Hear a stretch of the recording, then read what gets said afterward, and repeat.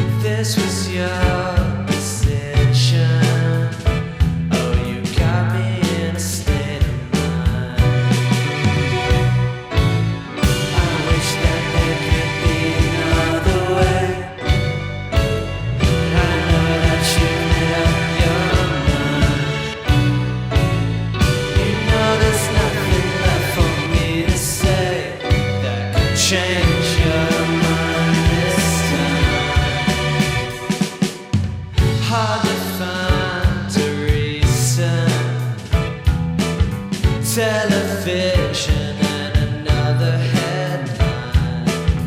Don't believe in Jesus.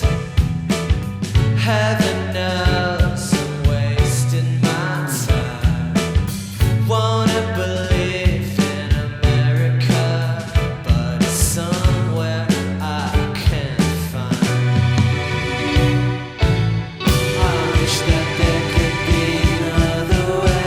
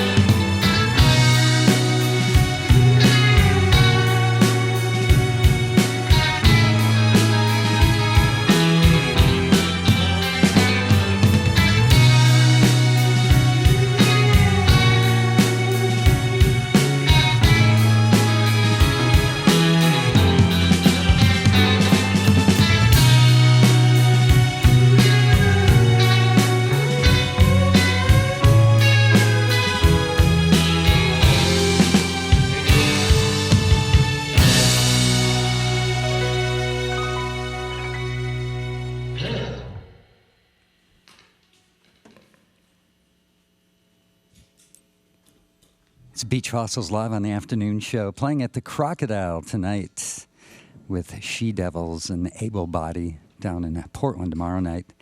The new album is Somersault. Just heard St. Ivy from it.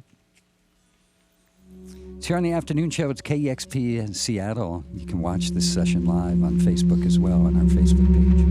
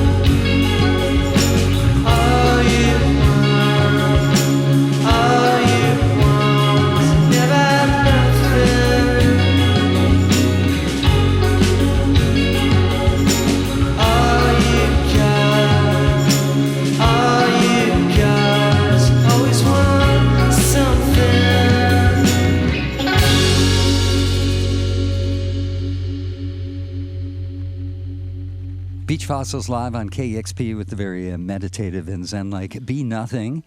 And that is on the new album, Somersault. Playing live here on the afternoon show, KEXP, playing tonight at the Crocodile. And Dustin, do you mind introducing the band? Oh, yeah. We got Mr. Daniel Fox over here doing all kinds of things. Keyboards, trumpet, sampler, backup vocals, shakers, tambourine, guitar tech, hype man. It's nice to have that versatility, right? And to have somebody be able to bust out a trumpet. Oh, yeah. Got Tommy Davidson back here, guitar, personality, piano, Jack Doyle Smith, bass, backup vocals. He's the moody guy, you know. Hello. Reflective, Hides in the intensive. shadows. Yeah. Anton Hakim over here. The eye candy. Yeah. I'll say. Gives me goosebumps. Yeah. Welcome to KEXP. It's great having you here. And Dustin, the new album, Somersault, I believe is the first where you collaborated with others in terms of the songwriting. The first two albums, I think you wrote all the songs yourself. Yeah. And recorded, maybe? Yeah, the older stuff, I produced it myself for the most part. Recorded mainly alone, sometimes with like other members. But this is the first record that's like fully collaborative with Jack and Tommy and myself. And was it difficult to make that change? Is this something you always wanted to do, just didn't? Yeah. I mean, I was always open to it. You know, I just kind of wrote by myself out of necessity. It was just what I was used to. Like, I always recorded alone growing up. So it was just like the natural way to do it. But well, I don't know. We didn't plan on it. We were just jamming all the time, and before you knew it, like songs came out of it, and so we were like, "Yeah, let's do it." Are any of the songs like I know some of the songs are really different and have evolved from the first couple albums, like Saint Ivy, for example, which is amazing, and the string section or the arrangement is just is killer in that track. Did the songwriting evolve or change as a result of just kind of jamming together? Yeah, I think so, and also just. This one was a little more capturing, like, you know, across the board, like different kinds of music that we listen to. Like the other ones had a little more of like a set structure of, you know, this is like a jangle pop band, whatever, we're going to do that kind of music. And, you know, with this one, it was like we were just listening to so many different things and not really actively trying to recreate any of that, but just like soaking up all the textures and just letting it come out however it wants. Yeah, I loved the first two albums, and loved Somersault, and was really surprised hearing that. Like Saint Ivy, I was like, wow, this is really different. Yeah. And tell me about the song itself, because I know it's got not necessarily a good story. Oh, right. Yeah. Yeah, we were working on that one. I mean, we had the instrumental for a while, and it got to the point where I had to do lyrics, because I always, out of bad habit, just do lyrics last. And we were working on it, and it was like the night of the election, and we were just all in the studio together, just like sitting there messing around on stuff, and we like had it streaming, and it started to look very grim, and it looked like we were getting to the point of no return, and I was like so bummed out. I was like, I don't even think I can write right now, you know, I just need to go home. So we packed it up, went home, and then like woke up in the morning, and it was just like, oh boy, like here comes our new president. And like, I don't know, most of my lyrics, I don't really write about external things. It's all about just like what I'm going through, like more internally. But that was just one of those things where it was just, you know, I was feeling it so internally, I didn't even have any option to not write about it or feel passionate about it. So yeah. It's like a tricky song because it sounds like a breakup song at first, and then you realize it's actually being upset about something else. Yeah. That's what I thought it was at first. And just thought, wow, what a beautiful song. And then it wasn't until I was actually reading about it that I realized what it was about. Yeah. I can tell you it was a kind of a similar situation here. The day after the election was a lot of our listeners were pretty stunned and programmed to that when you kind of thought you were going to be doing something else. Totally. The day before was really kind of different for all of us. Yeah. Do you think, you know, painful situations or kind of, I don't quite know how to put this, harsh situations create for better art?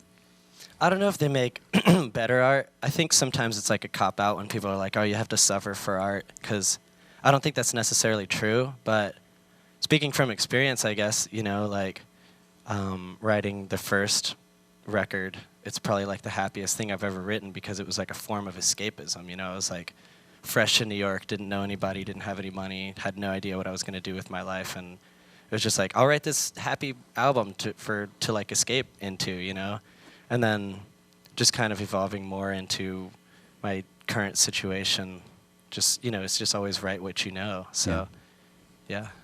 Speaking of painful situations, we had to wait like 20 years for a Slow Dive record. Yeah. And finally got one. Yeah. And you have Rachel Goswell on the album, on the song Tangerine. Like, how did that come about? My wife actually helped set that up because she does A&R for Secretly Group, who Slow Diver with. And we had a song, you know, they always kind of start off instrumental for us, but I was laying down some vocals, had my friend Caroline help me out with some vocals, and we were trying to think of somebody that could be featured in there, a voice that would sit nicely. You know, it had to be someone that could sing both really high and really low, which is pretty limiting for a lot of people. And my wife Katie was like, "Oh, you should just, you know, reach out to Rachel Goswell. Like, I'll put you in touch. She's really nice." And I was like, "I don't know. That's a rejection I don't want to deal with." But she was like, "No, like, you know, let's just see." So I emailed her, sent her the song, and really quickly she sent back like a very enthusiastic email, like, "Oh, I'd love to do it. I love the song," and you know, so it came together pretty fast, and yeah, I'm really happy with how it sounds. Yeah, that's amazing. You never know unless you ask, right? Yeah, exactly. And you were big fans of Slow Dive. Totally. Yeah, that's super cool. Now, you and your wife, Katie, actually co-founded the label that you're now on. The new album is not on Captured Tracks. It's the first on Bayonet Records. Yeah. So tell me about the thinking behind putting together a label. Was it really for your own records? Are you going to be signing other bands? Yeah, it was kind of for everything. You know, I've always wanted to have a label, and but I never knew really how to do it. And I told Katie, you know, forever, like when she was working at Captured Tracks, I was like, I want to start a label, but I wish you could work for it, you know, because like you really know what's up. And she was like, yeah, I can't do that. There's no way. And then, you know, I started to get more serious about starting the label.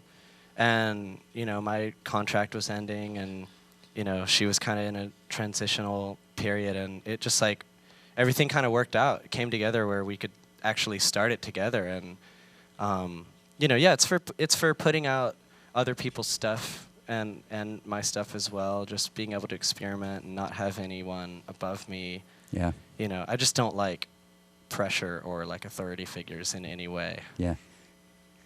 Yeah. Does anybody? Yeah. I think some people like it. I think some people like need that, but I That's true. It's not my vibe. It's true. It's so true.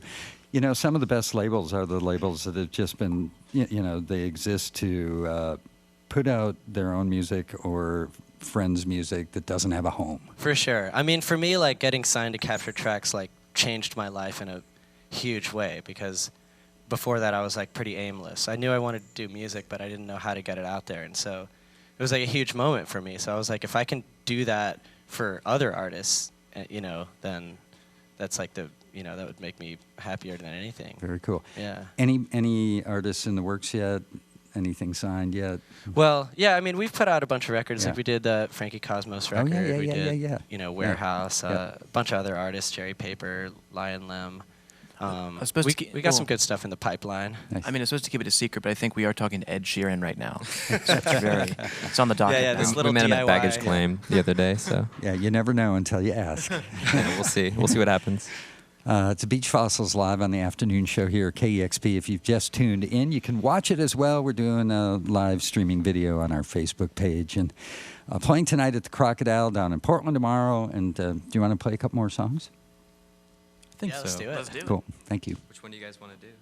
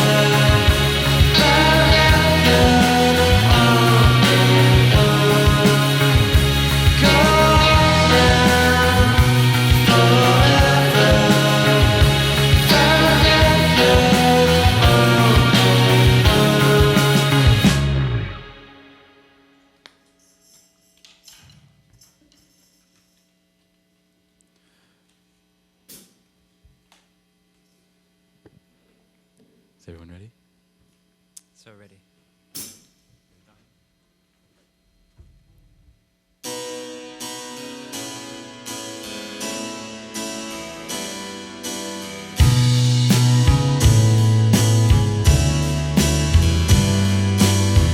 I'm caught in the street, feel like I'm floating on the air.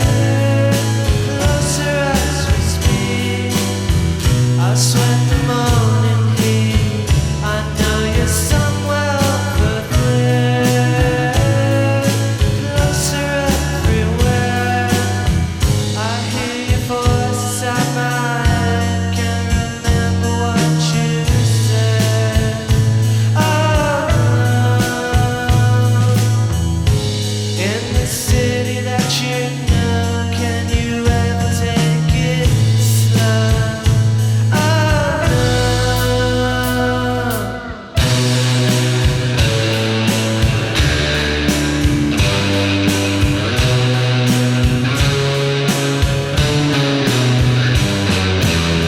Read all the magazines, I haven't checked it for weeks.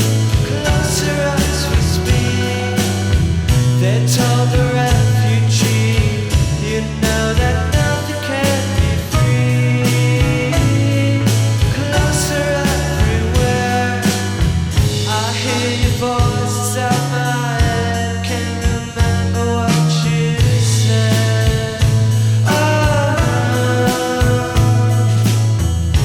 In the city that you know, can you ever take it slow?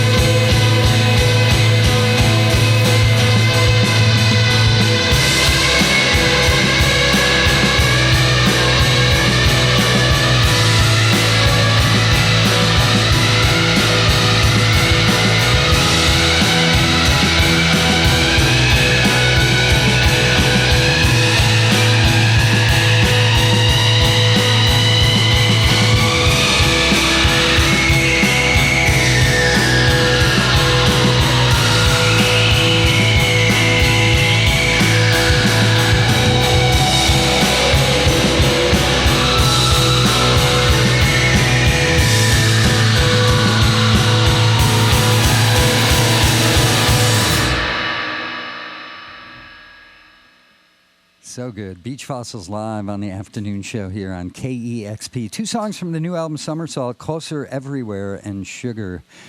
Beautiful session. Thank you. Yes, Thanks for having us. Thank you so much. And have fun on the West Coast. All right. Appreciate it. I'm We always home. do. I'm home. Yeah, he's a Seattle boy right here. All right. Yeah, I grew up here. Welcome home. Alrighty. You still Have some got fun. family and stuff here? Oh yeah. Right I think on. they're listening. Excellent. I sure hope so. Big time thanks to Jim, Justin, Scott, and Alaia on video. Not a worry, taking photographs.